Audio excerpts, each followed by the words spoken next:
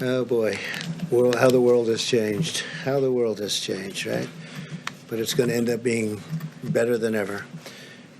I want to thank you very much for being here, and I'd like to update you on the steps we're taking on our ongoing fight to defeat the virus. This morning at 7:55, I spoke to the leaders of the G20, had a great meeting, and we have a lot of different ideas, a lot of good ideas. We're working together. The leaders gathered virtually around the world to discuss the whole subject of the problem that right now 151 nations have got.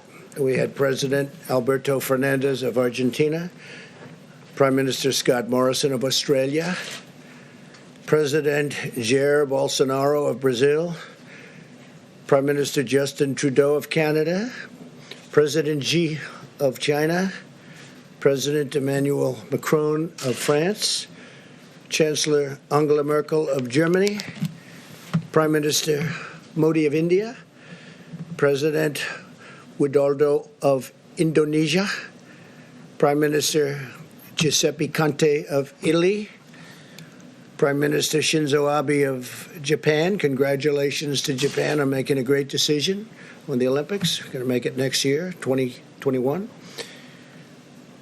President Andres Manuel Lopez Obrador of Mexico. I want to thank the President of Mexico for having done such a great job with respect to the military. We have 27,000 Mexican soldiers on our southern border, and very few people are getting through, I can tell you that.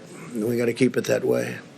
And we have a great relationship with Mexico now. President Putin of Russia, King Salman of Saudi Arabia, President Ramaphosa of South Africa, President Moon of, as you know, a country that we spend a lot of time in, South Korea. We're working very hard on that. Prime Minister Sanchez of Spain, President Erdogan of Turkey, Prime Minister Boris Johnson of the United Kingdom, President of the European Commission, Ursula von der Leyen, President of the European Council, Charles Michel, United Nations Secretary General Antonio Guterres, World Health Organization Director Tedros Adhanom, World Bank President David Malpass, and the International Monetary Fund Managing Director Kristalina Georgieva. So that's a big group, but it's a great group. It's and they were all there, every one of them, and we talked about the problem, and hopefully it won't be a problem for too much longer. The United States is working with our friends and partners around the world to stop the spread of the virus and coordinate our efforts. We discussed how vitally important it is for all of our nations to immediately share information and data, and we've been doing that to a large extent, but we'll do it even more so, and to inform our, I guess you could say, form each of us on the fight that we've got going one way or the other. It's a little bit different, but we're handling it a little bit in different ways. But there is great uniformity, I think. It was a terrific meeting, tremendous spirit among all of those countries. You had 20 countries plus the other people that I mentioned, and tremendous spirit to get this over with. After the meeting with the world leaders, I spoke with the governors of our 50 states and territories. Our team has been in constant communication with the governors, and we had a terrific meeting. Somebody in the fake news said that one of the governors said, "Oh, we need Tom Brady." I said, "Yeah." He meant that in a positive way. He said, "We need Tom Brady. We're going to do great." And he meant it very positively, but they took it differently. They think Tom Brady should be leading the effort. That's only fake news, and I like Tom Brady. Spoke to him the other day. He's a great guy. But I wish the news could be real. I wish it could be honest. I wish it weren't corrupt. But so much of it is. It's so sad to see. Just so sad to see. We had a great meeting. I tell you what, I'm sure you have tapes of the meeting. I'm sure that you were able to get tapes very easily. See it, 50 governors plus. And if you had tapes, you'd see it was really, I mean, there's no contention. I would say virtually none. I would say maybe one person, there was a little tiny bit of a raising of a voice, a little wise guy, a little bit. But he's usually a big wise guy, not so much anymore. We saw to it that he wouldn't be so much anymore. But he is, we had I would rate, Mike was there, a lot of the folks in the back were there. And it was a great meeting. Took place at about 12 o'clock. So we went from the G20 to the governors.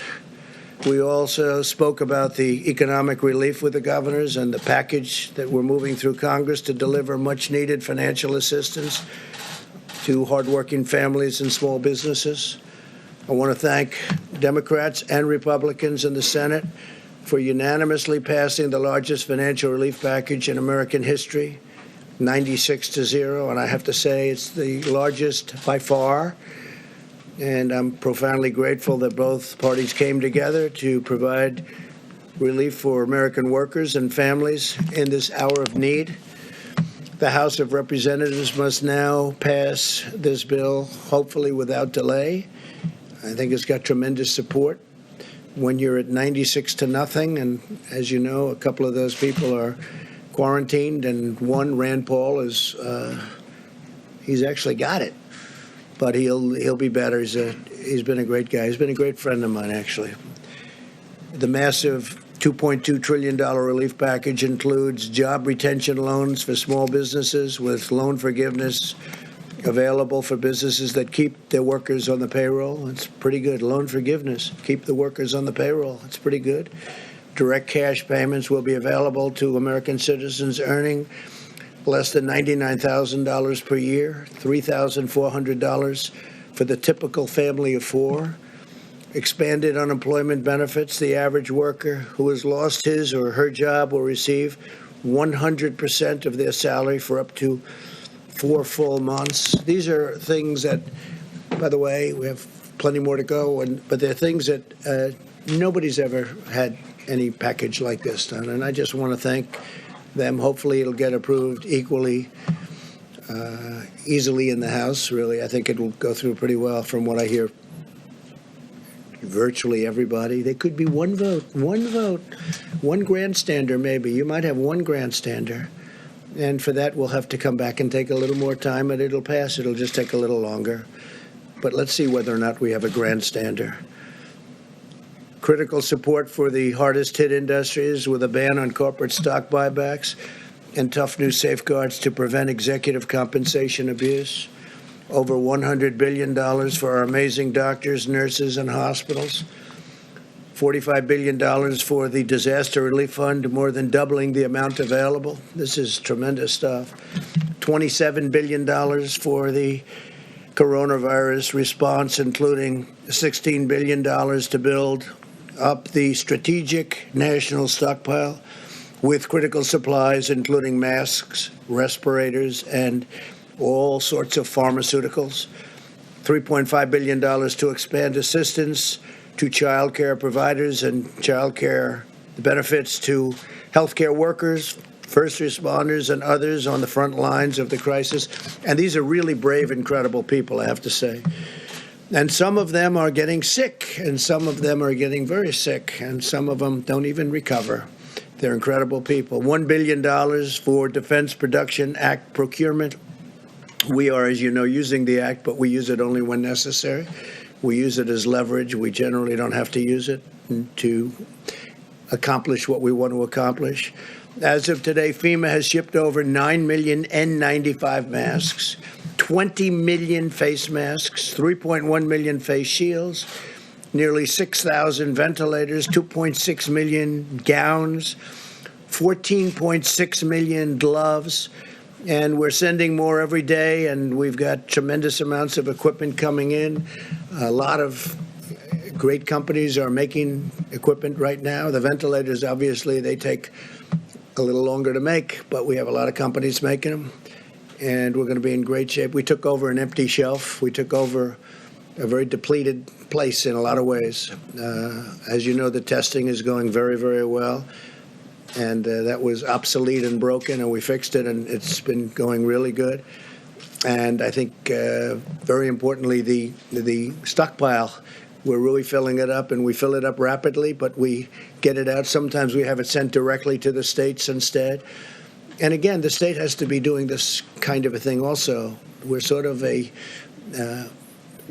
look from behind a little bit, and we look at how are they doing, and if they need help, we do it. But it's their first responsibility. Sometimes they just can't get it. But we load it up and we send it out. But if we can, we have it sent directly to the state. We want it to go directly to the point where we want it. I can now announce something that I think is incredible, what they've done in the Navy, because the incredible naval hospital ship, the USNS Comfort, which is incredible, actually, when you see it inside, will be underway to New York City on Saturday. So it's going to be leaving on Saturday rather than 3 weeks from now.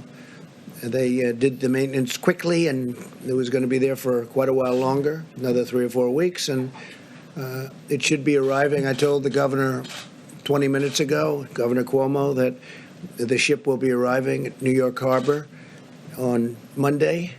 I think I'm going to go out and I'll kiss it goodbye. I'll go to it's in Virginia, as you know, and I will go and we'll be waving together because I suspect the media will be following. John, are you going to be following? Maybe. You never know, huh? It's a very important vessel. Great ship. It's a great vessel, is right. So if you want to go, I'll see you there, and if you don't, that's okay. After being fully loaded with medical supplies, it's loaded up to the top, and it's over at the Norfolk Naval Base. That's where it departs. It is expected then to, we're saving about 3 to 4 weeks by the incredible work done by the Navy, and I actually look forward to Saturday to see it go. The ship will arrive, and I believe it's going to get a little bit of a ceremony. There's something very beautiful about it. It's an incredible piece of work. Going to be landing at Pier 90 in Manhattan to provide hospital surge capacity for the New York metropolitan area. So it's a surge capacity. They may use it for this, or they may have other people coming in from hospitals unrelated to the virus, and then they'll use those hospitals on land. They'll use those hospitals for the virus, but we'll see how they do it. They could do it either way, one way or the other, whichever one is best.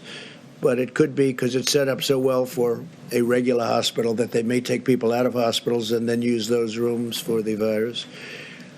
The National Institute of Health and the private sector, working closely with the FDA, continue to collaborate to discover and test treatments and therapies that can effectively reduce the duration and symptoms of the virus and very much help people to recover.